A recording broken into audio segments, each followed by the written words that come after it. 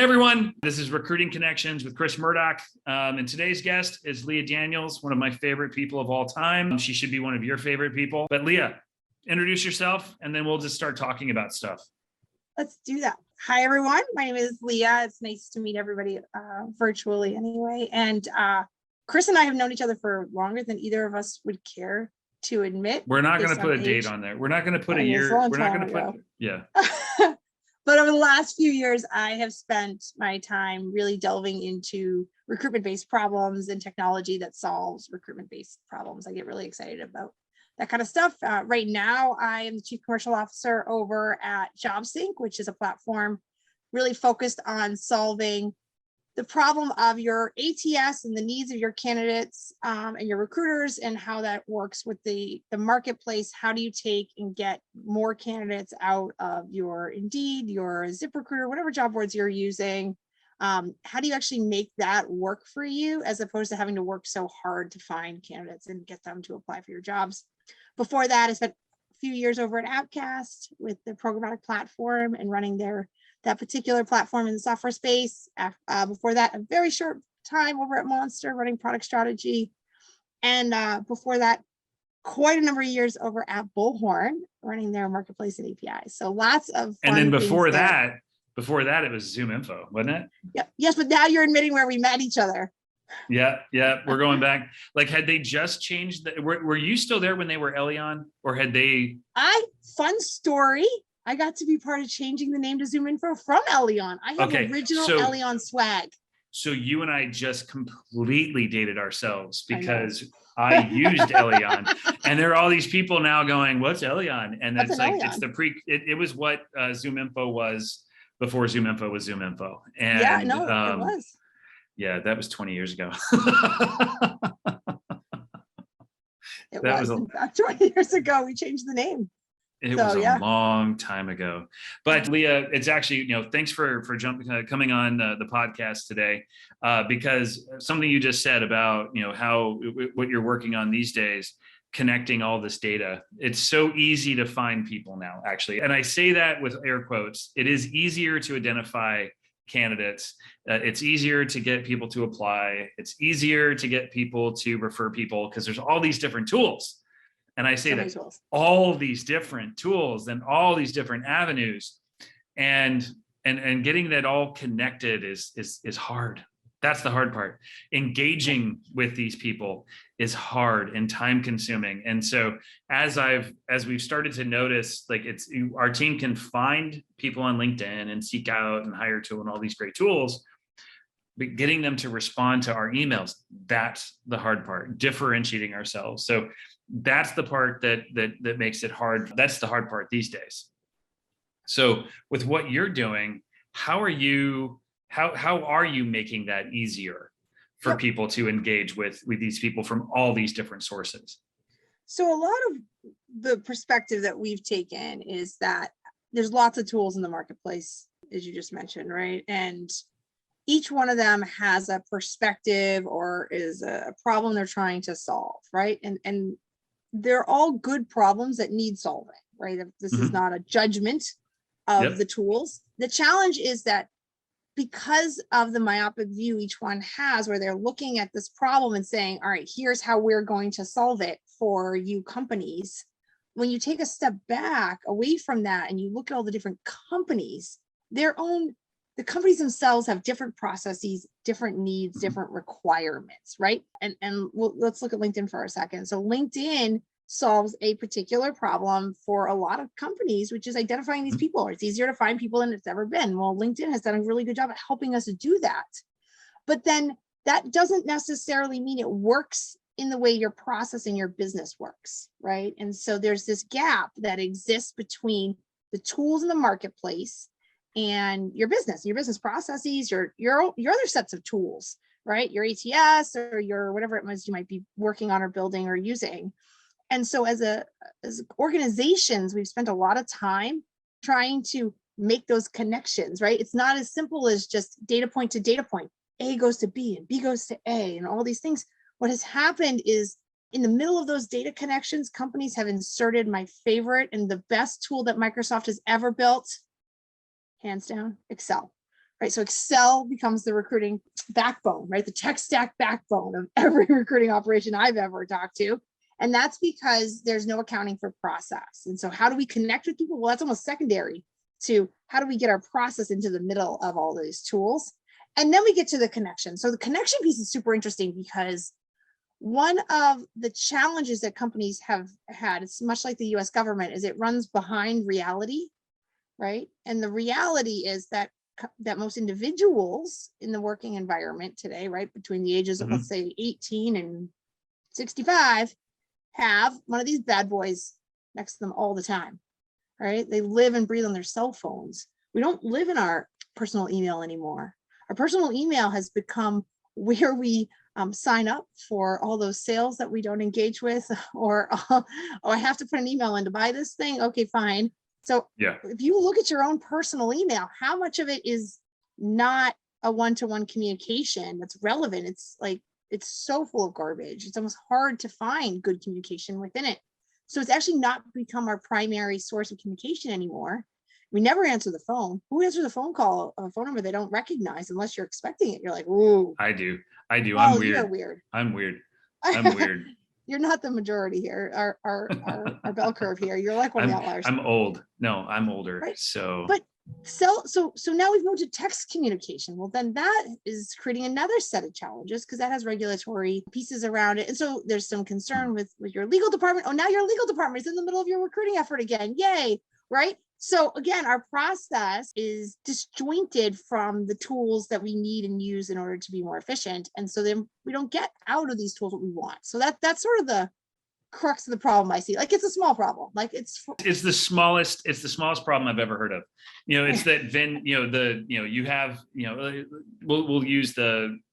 we'll use the legal team. You got HR, you have legal, you have finance, you have all the functional areas, engineering, sales.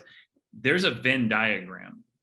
And they all, sometimes the different division, different things sit inside one circle and there's overlap. It is the most complicated, Venn diagram you've ever seen. But they're trying, a lot of companies use their HRIS system in the wrong ways. They use their financial systems in the wrong ways to fix a business problem. Yes. Well, and the workarounds, a lot of times, the workarounds happen all the time. They implement it the way that the vendor told them to. Yes. Because they don't know. Because it's really hard to conceptualize your business problem into a set of technology. It's really hard. And until you're actually in it, but now you're in it, it's almost impossible to change it. So like, this is where it gets really sticky, is that you've got these business functions, and the business functions are a combination of what your business is and how it's grown up, right? It's neither one or the other. It is both. So you take these companies who are, one office building and they have 2,000 people and they come in Monday through Friday and sort of everything shuts down on the weekends, and they function a certain way that is very different than an organization that has 2,000 storefronts distributed across the country, right? Where you're taking into account hourly workers, for example, who have to, and the business storefront is open from 7 a.m. until 10 p.m. and on the weekends, and you have shifts and part-time workers. It's a whole different ballgame. And you're both using the same system. You're both using, let's say, Workday. I'm gonna pick on Workday today, right? They're both using Workday. Well, Workday out of the box is gonna work the same way for both of them. It's so now either you adjust Workday or you adjust your process or you throw Excel in the middle. And the thing is, it's like everybody, so you're telling me there's no one tool that will solve everybody's problem? We have the resources, not everyone does. We had the wherewithal we were running our business on Excel spreadsheets. We really were, but we wanted Microsoft Dynamics to work for us. Couldn't make it work. So we looked at Salesforce. We couldn't make it work because for us, the process was more important than the platform. Yeah. So we were trying to find a platform that would work with our process, and nothing worked. Right. So we built our own tools. And so we're building it with Excel spreadsheets in our minds, and that's the middleware. Like the middleware is this Excel spreadsheet that we have capacity, we have demand, we have our execution. So how do we get all three of those things together? So that's what we've done. We've taken that Excel spreadsheet mindset. It's not an actual Excel spreadsheet, but it's that Excel mindset that has all these three different pools and three different things. And it's actually, we're seeing increased productivity because process built the tool. The tool didn't change or force the process. Right. And what I see with most companies is they have the tool and they use it at 60% because, again, this process gap. And it's a tool, it's tools. And this is really the problem, right? You're talking about this one platform that sort of is the backbone of your business. But when you think about it through the lens of most of these companies, you've got this HRIS system, whatever flavor of acronym you like. And then you have all of these other things, right? Indeed is a tool. LinkedIn is a tool. Seek Out is a tool. Your text communication, like you use Text Recruit or whatever it might be, that's a tool. You use Paradox, that's a tool. So all of these tools come together to help you solve these various problems. And they're all attacking different problems in different ways. And sometimes you have multiple tools attacking the same problem. Indeed, ZipRecruiter, LinkedIn, right? They're all attacking the same problem, different tools. But they all work differently. They all provide different information. And none of them provide the information that your HRIS system may need. My favorite is I tease my friends over at Zip on a regular basis that they don't require last names. You do not have to have a last name to apply for a job on ZipRecruiter. Congratulations, Cher, you're applying to all of the jobs. Can you believe? So that falls apart as soon as you try to integrate it with any ATS ever. Yeah. Which absolutely cannot function without a last name in the record, right? And so we are running into these moments in time where you've got these tools trying to solve a problem. So they're thinking to themselves, we'll just have one field that's his name. People like that. It's simpler, except that sometimes they don't put their last name. Now, what do you do, right? And so again, you run into this conflict between your tool and your system because they do not have the same expectations. Yeah. For even information, like minimum information, the expectations are not aligned. Yeah, well, we integrated, we built our tool with the goal of integrating with different vendors and tools. And the first one we finished was with Seek Out. Yeah. And the way it was interesting being on the outside of the process, it took some time. They were trying to be very thoughtful about how they integrated because they knew that we had built a tool that was meant to have like their information come in. We don't use all of what Seek Out can do because our internal system does that as well. But they didn't see us as a threat. They saw us as a partner. They saw us as, a way to, one, make us better users of Seek Out because they recognize that if they tried to drive our process, it was never going to work. We had used we've used other vendors that wanted us to use their process, but it's like, no, it doesn't work for us. And so we had how do you, when you have that, let's use ZipRecruiter with that issue with the first name, how do you fix that? Like, how do you convince them to change their process to work better with like Greenhouse and Lever and all that? You do the option 3, right? So what's behind door number 3? Which is you change the idea of what integration means, right? So integration has always meant connections. We use connections. We say connections here, not integrations.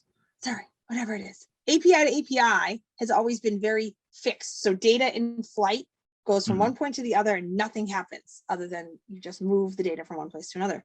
In reality, you can actually put an interruption in the middle, right? You can interrupt the data flow and change things. You can make adjustments. For example, you can say, all right, we don't have a last name here, but we do have a resume. What if we stop it in flight? We parse the resume, we grab the last name. What if we stop it in flight and say, insert the word missing because we just don't know. We don't have a resume and we don't know. So let's just put that in there, right? Let's interrupt the data in flight in order to make adjustments, in order for it to be able to be handled by the receiving system, rather than what the systems would do naturally, which is just reject the data. So a candidate you bought and paid for has just been rejected by your ATS and you will never know about them. Let's change that. Or yet another option.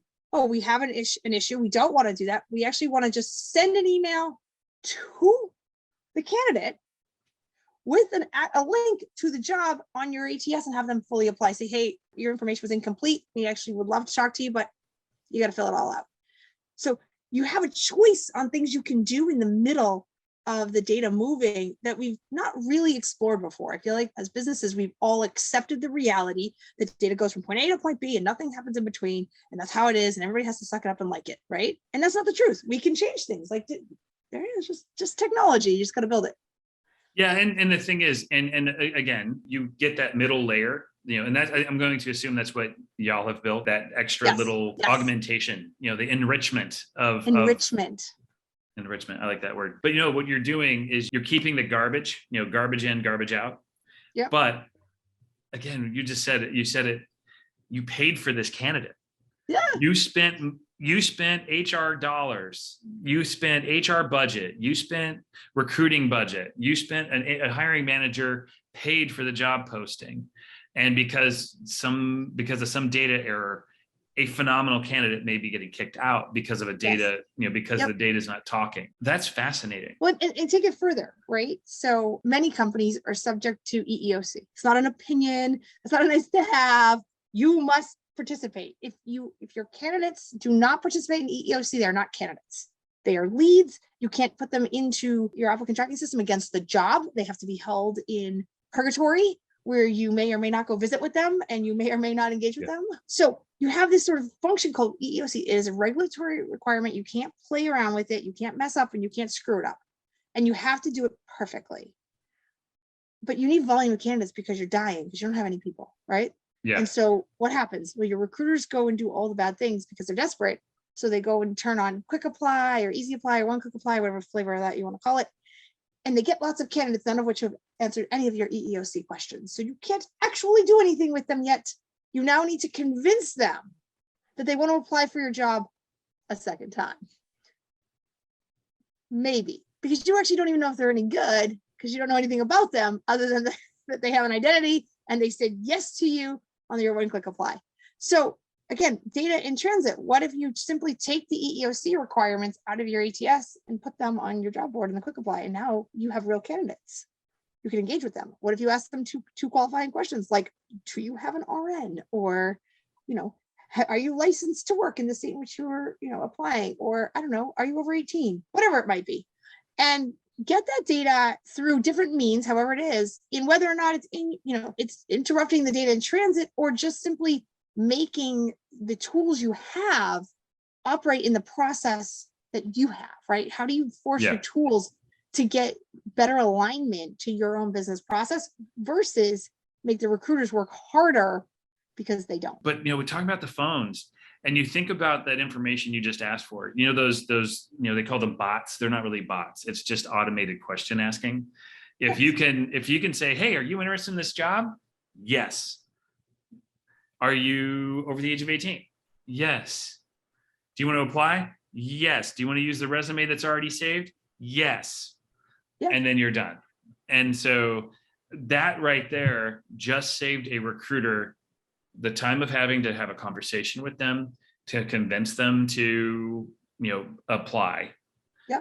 Upload their resume, or I have to do it. And not all the time are these systems, I'm talking about now 30 minutes of time over the course of several days, potentially, to get what I just asked in the form of a mobile app. Yep. With a lot of this automation, we see something in the neighborhood of 25% of recruiter time is given back to them, because some of the manual intervention of what recruiters are doing on a daily basis and have accepted as part of the job, right? That's the part. Like, it's almost like we're Stockholm syndrome about some of this stuff. Like, it's not even like in our minds that we could be like, hey, is that automatable? Well, you're locked into a tool for years, potentially. Yep. And so you do feel there is that Stockholm syndrome. There is that I'm held hostage by X tool. I'm held hostage by this tool. We have this great customer of ours that we work with who uses Connexa. I won't almost who they are, but they use Connexa. They're still locked in Connexa for as long as they are.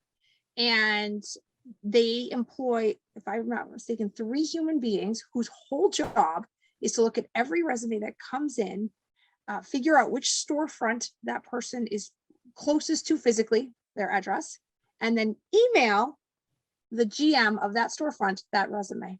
That is their whole job. 3 whole people. We automated all of it. That sounds horrible. Well, I mean, I think they're doing other more fun things now, so it worked out. That's great. No, it works out great. But that just sounds. But it just sounds completely inefficient, and the technology should have fixed that. Right, but they thought they made it very efficient because they had centralized it to 3 human beings rather than before when it was scattered among the recruiters themselves. Okay. So they are feeling really good about the efficiency improvement by putting it, but really 3 human beings doing that all day long. Look, open the resume, look at the home address, go to Google, look at a map, look at their storefronts, pick the one that's closest, go find the GM of it, find their email address, now email them that person on repeat. And they have hundreds and hundreds of storefronts. So this was a tremendous amount of manual processing labor that had no reason to be manual other than it's just the way it always been done. Yeah. But it's so fascinating though, you think about all these different automation tools, but you're coming at it from different data sources. So you have the different tools, the different data sources coming all to the same spot rather than one tool solving the problem, getting it in. Yeah. Another tool, bringing it in, another tool, and then bringing it in. Everything is kind of feeding through the same interface. Everyone's having the same candidate experience. The bar is the same. The level setting, the experience, everyone, regardless of whether they're coming from ZipRecruiter, Indeed, or LinkedIn, as they apply, especially in a higher volume, to have all of that come in to one place and have it then kick it into my system because I often joke about recruiters being inherently lazy. We're not. We just want to be really efficient with our time because we only have so much time. I feel like all we can do is are inherently busy, right? I feel like that's I know. the word. It's busy. But I always joke though, but it's like, we want to be efficient. We're efficiency experts. And because we have this much time, at some companies it's sometimes it just gets expanded, but if you've got 40-50 hours to do your job, you cannot manufacture more time, but you can change how you spend your energy. And if the tools are automating it and you're making you more efficient, you can then spend more time on the fun stuff. You can spend more time with your candidates, with your hiring managers, doing more strategic recruiting versus the data entry, the more, the tasky stuff. And it sounds like y'all are doing something fun. I mean, we know my nerdness, so yes. I mean, some people would not get as excited about this as I do, but it is great to be able to like solve a tangible problem, right? It's a problem that everyone has, but everyone's problem is different, right? So it's the same but different. And so when we think about these solutions, it's not a lock it in, set it, forget it SaaS solution. It is SaaS software, but there's a percentage of it that's simply bespoke because your process is your process for good reason, right? I'm just remembering in my previous lives where I worked for a company where we would come in and tell you what your process needed to be because we were experts. And, young and dumb, as they say. As we got older, I looked at this and went, actually, maybe we actually weren't. We might have known the best process to use for our tools, but that doesn't actually mean it's the best process for that business. Yes. And that I think is an interesting sort of, I've gotten older and smarter, maybe not, but at least different observations in my life. And I do think that, most of these companies have landed in the process that they're in. Sure, is there opportunity for improvement? Absolutely. But should it be wholesale process change? Maybe not, right? That maybe it's really the fact that the business does need that process for, again, because of the business itself and because of how it's grown up. So we need to stop forcing companies into new process to accommodate the tools, right? We need to start to figure out how do you build the strings between them so that the tools are what they are. I can't say that we can change the tools viewpoint either, but we can start to build that webbing between that makes it all work the way the business needs it to work. It's running interference to make it coherent. It's interesting. One of the IQTalent partners, mantras. One of our core values is adaptability. And so if you look at how we operate today and how we operated 6 months ago, 3 years ago, you wouldn't recognize us because we adapt to be more. And one of the other things that we is being effective. So not all the time, if we find a tool that makes us more effective and we adapt to that, and we adapt to the benefits of that tool and to the benefits of whatever changed, our clients see it, our sourcers feel it, our recruiters live it, because we're wanting, it's not change for change's sake, but we're adapting to the technology. We're adapting. We have to adapt to our clients. We have 150 clients. They all do things very differently. We cannot cookie cutter our process. And so we live this, what you're building, technologically, we live this. And the thing is, it's not easy, but it's worth it. It is worth it. And it's interesting because, you said something, which is you were small and you adapted and you got new tools and found the good things in it. So you adapted. And the reality is that's going to keep happening, right? And some of those tools you adapted to, you will leave. Because what was great for you when you were small is not as good for you as you've gotten bigger.